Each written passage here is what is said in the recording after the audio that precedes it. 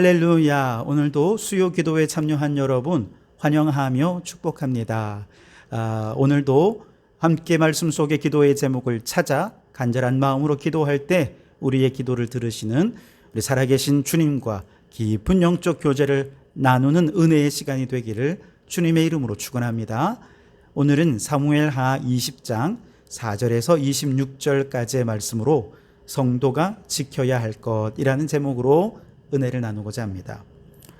우리말에 지킨다라고 하는 단어에는 두 가지 함의가 포함되어 있습니다.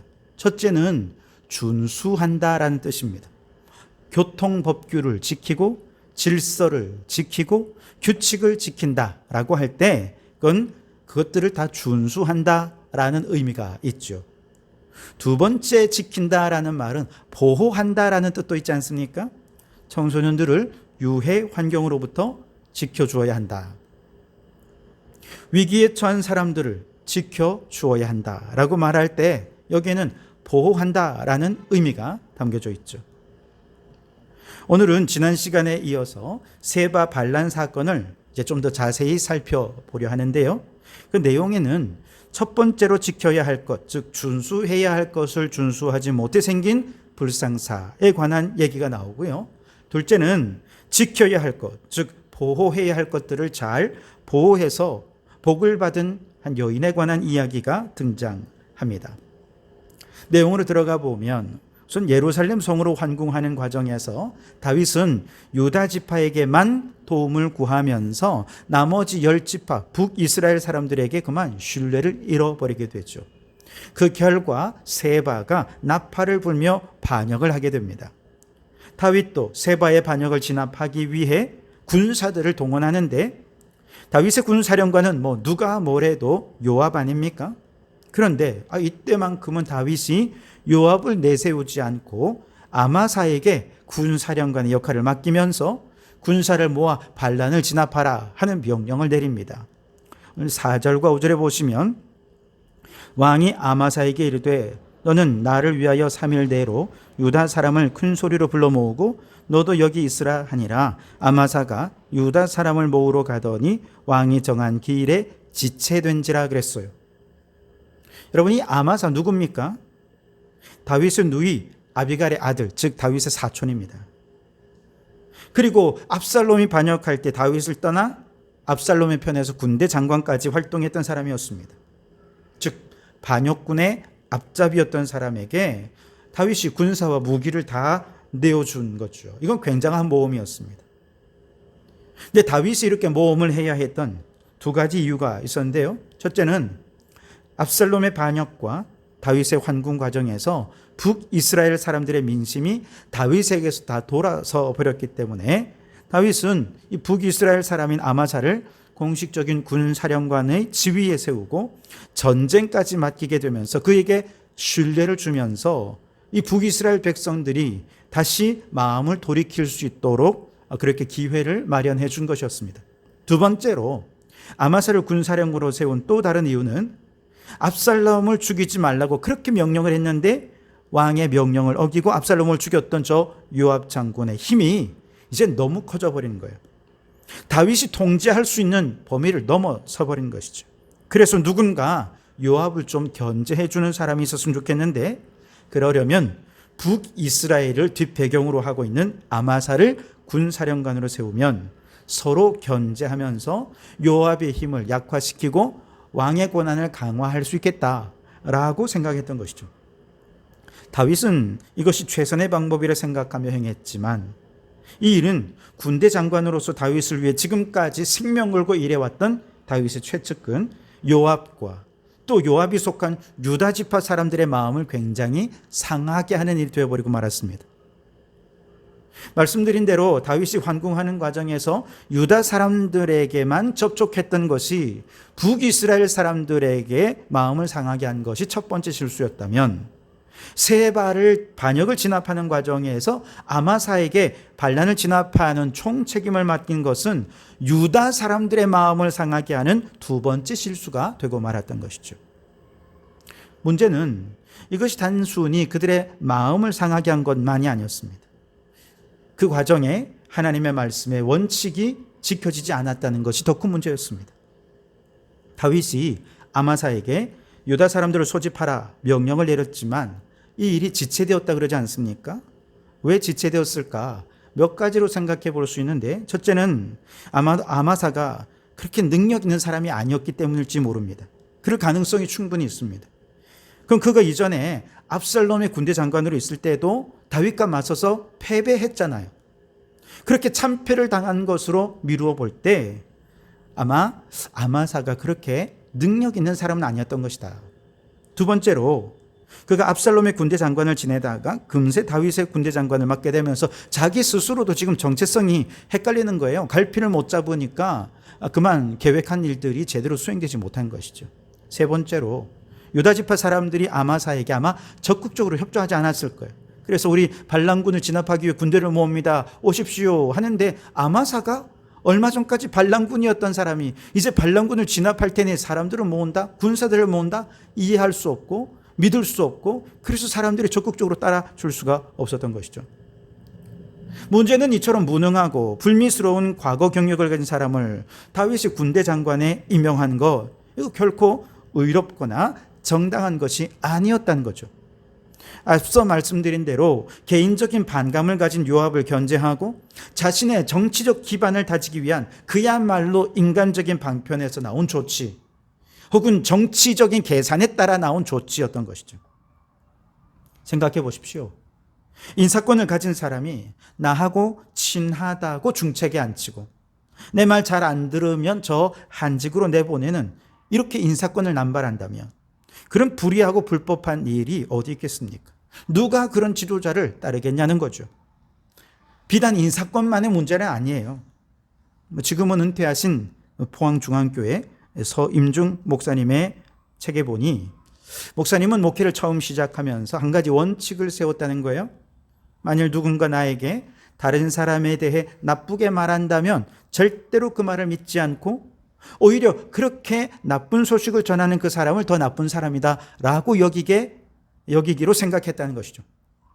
왜냐하면 성경에 보니 하나님의 모든 사람들을 쭉 공통점을 보니까 그들은 절대 남에 대해 나쁘게 말하는 사람들이 아니었다는 것을 목사님이 깨닫는 것이죠.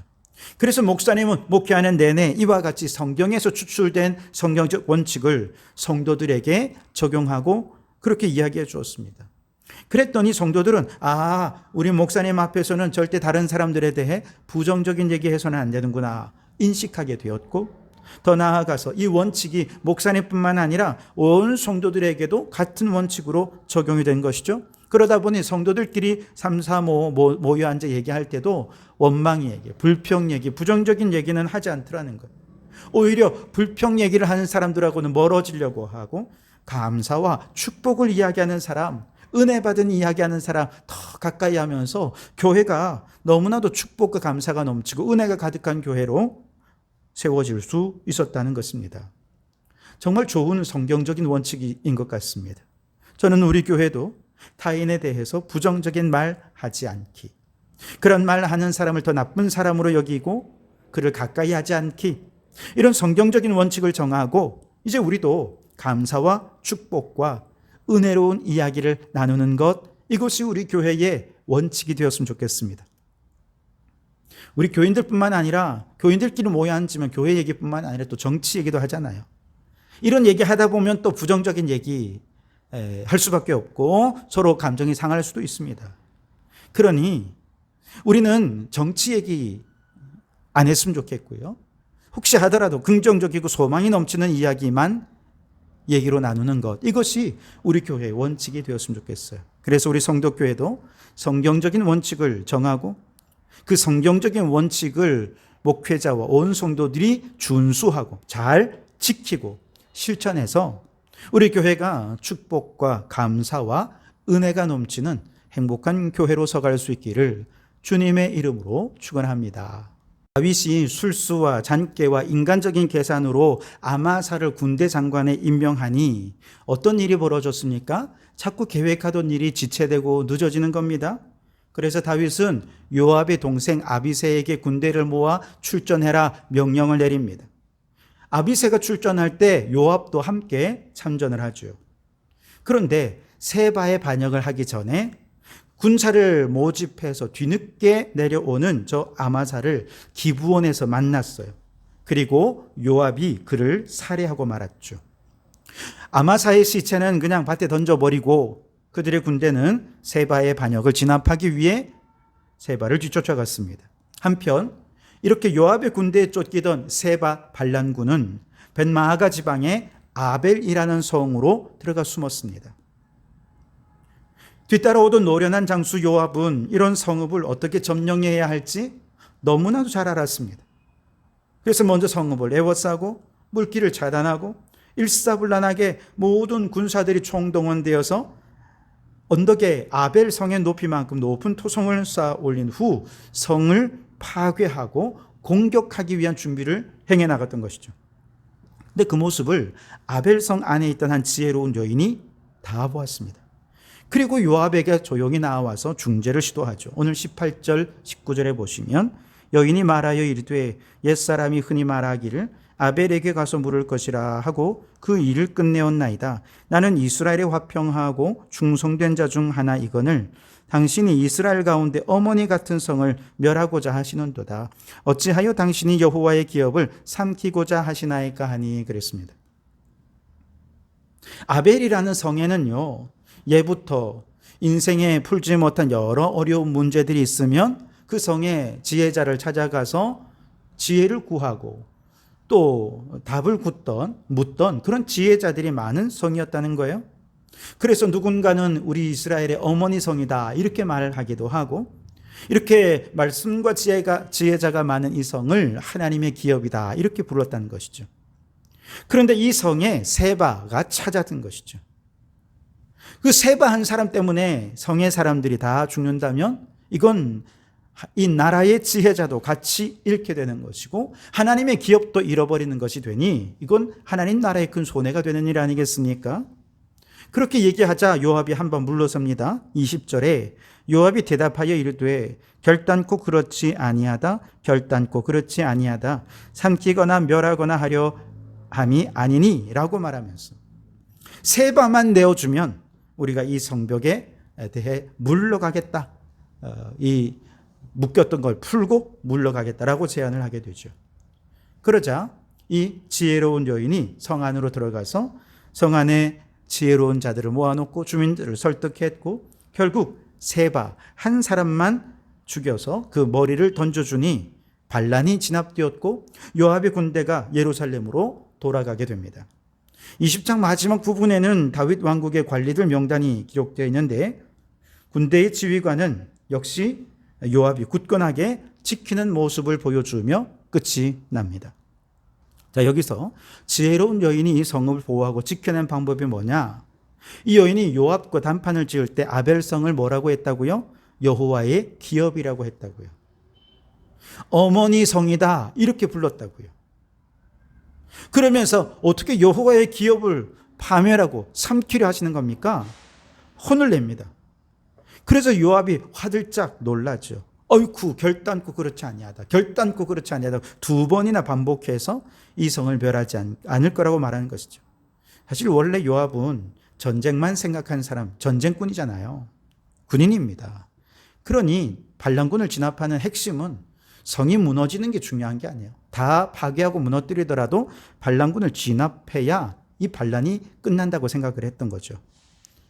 요압이라는 인물은 얼마든지 그렇게 하고도 남을 사람이었습니다. 그러나 여인의 책망을 듣고 요압은요, 세바만 넘겨줘. 그러면 성을 멸하지 않을게 라고 약속을 한 것이죠. 요압을 이처럼 당황하게 했고 그의 생각을 바꾸게 한 이 여인의 지혜는 무엇이었느냐? 하나님의 말씀, 하나님의 약속인 것이죠. 요압은 이 전쟁을 그저 반란군을 진압하는 전쟁의 문제로 바라보았습니다. 군사의 관점에서 혹은 정치적인 관점에서 바라보는 것이죠. 그런데 이 여인이 지금 이 상황을 말씀과 신앙이라는 차원에서 바라볼 수 있도록 영의 눈을 열어준 것입니다. 그녀의 충고에는 어떤 정치적인 고려도 없습니다. 개인적인 유익을 고려하지도 않습니다. 오직 하나님의 기업으로 물려주신 이 성읍을 빼앗길 수 없다라고 하는 신앙적인 차원에서 문제를 바라보니 성을 파괴하는 것은 곧 하나님의 기업을 파괴하는 큰 죄를 범하는 것이고, 이것을 그녀가 깨우쳐주자 요압이 깜짝 놀랐던 것이죠. 여러분, 이 말씀을 통해 우리가 기억해야 될 두 가지가 있습니다. 첫째로, 하나님의 말씀과 지혜가 있는 사람은요, 새바 같은 사탄 마귀가 우리의 생각 속에 하나님의 말씀에 대해 반란을 일으키고 하나님의 뜻을 거부한 채 자기 소견에 옳은 대로 살고자 하며 침투해 들어온다 하더라도 얼마든지 이길 수 있다는 것이죠. 예레미야 6장 말씀에 보면 남유다의 백성들이 멸망한 이유 결국 그들이 잘못된 생각의 결과였다라고 말씀하십니다. 우리의 생각 속에 새바같이 말씀을 거역하고 반역하는 생각이 찾아 들어오면 그 생각의 결과는 망하는 것입니다. 그러나 우리가 하나님의 말씀과 지혜로 무장해 있으면 어떤 새바 같은 생각이 찾아 들어온다 해도 얼마든지 막아낼 수 있고 우리의 마음과 생각과 영혼을 지켜낼 수 있는 것이죠. 아벨성이 좋은 것은 그 성의 사람들이 이렇게 말씀과 지혜가 충만한 사람들이 많았던 거예요. 그러니 새바를 내주고 성읍의 파괴를 막아낼 수 있었던 것이죠. 저는 우리 성도들이 아벨성의 주민들처럼 하나님의 말씀과 지혜가 충만한 성도들이 되실 수 있기를 바랍니다. 그래서 우리의 마음과 생각 속에 찾아드는 이 모든 죄악된 생각 새바를 죽이고 마음과 혼과 영을 지켜내는 우리 말씀과 지혜가 충만한 성도들이 되실 수 있기를 바랍니다. 두 번째로, 그럼 진정한 지혜가 뭐냐? 우리 인생에 닥친 모든 상황을 말씀의 관점에서 바라보는 거죠. 요압은 정치적으로 군사적인 차원에서 문제를 바라보았어요. 그 해결책은 반란군을 진압하고 성을 파괴하는 것이었습니다. 그래서 여러분, 오늘날도 정치하는 사람들을 보면 좀 죄송한 말이 모두 다 그런 건 아닙니다만 오늘 우리의 정치 현실은 그런 것 같아요. 상대방을 싸워 내가 이겨야 한다라고 생각하는 것 같아요. 서로를 대화 상대자로 바라보지 않는 거예요. 이기고 지는 문제라고 생각하고 지면 복수하려 하고 그러면서 서로 파괴하고 무너뜨리는 악순환을 계속 반복하는데 여기에는 정치적 관점이 있는 것이죠. 혹은 오늘날 사람들은 인생의 문제를 심리적으로 바라봅니다. 상대적인 관점에서 바라봅니다.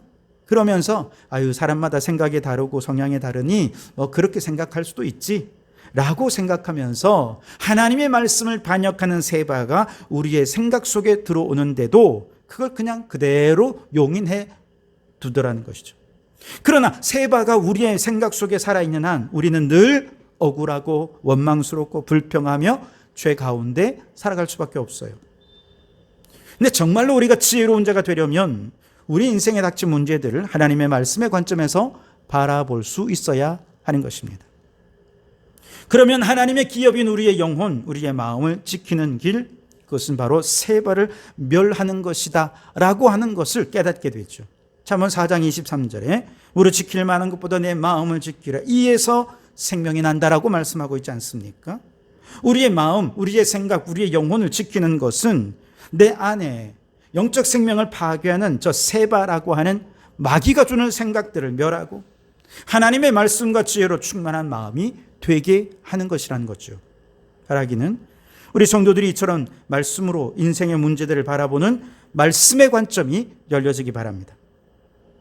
그래서 우리의 마음과 생각을 잘 지키고 하나님의 기업을 잘 지켜서 그 기업을 통해 하나님께 영광을 돌려드리는 말씀 충만한 우리 성도들이 되시기를 주님의 이름으로 축원합니다. 기도하겠습니다. 하나님, 다윗은 2번의 실수로 북이스라엘 사람들로부터도 신뢰를 잃고 유다 사람들로부터도 신뢰를 잃을 뻔했습니다. 특별히 유대인들에게 원칙 없는 인사로 아마사를 군대 장관에 기용하며 불신을 자초했습니다. 주여, 말씀의 원칙을 세우고 원칙을 지키며 살아가는 저희들이 되게 해 주시옵소서. 하나님의 기업인 우리의 영과 혼과 마음을 지키기를 원합니다. 새바같이 하나님을 반역하는 생각이 수시로 우리의 마음과 생각에 찾아올 때 가만 내버려 두지 않게 하여 주시고 오직 말씀의 관점에서 바라보는 지혜를 주셔서 말씀의 거역자, 저 불량자 새바를 찾아 멸하게 하여 주시고 하나님의 기업인 영과 혼과 영혼을 마음을 잘 지키는 저희들이 되게 해 주시옵소서. 예수님 이름으로 기도하옵나이다. 아멘.